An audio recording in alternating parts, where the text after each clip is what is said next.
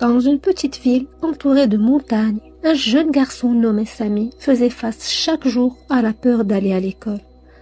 En 6e année, Sami était régulièrement harcelé par Reda et sa bande, qui s'amusaient de se moquer de son apparence et de son amour pour la lecture. Sami était un garçon timide, avec des cheveux roux, bouclés et des lunettes qui glissaient souvent sur son nez.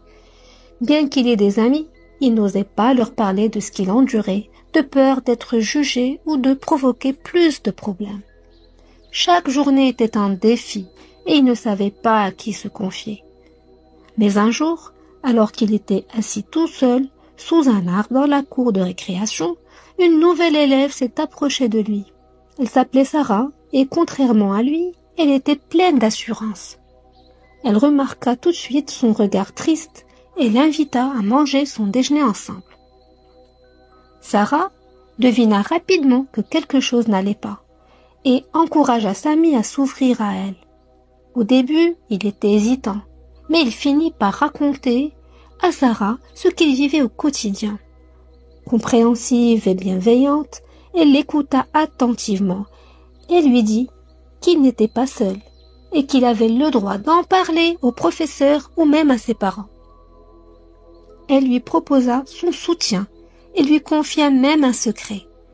Elle avait aussi été victime d'harcèlement dans son ancienne école.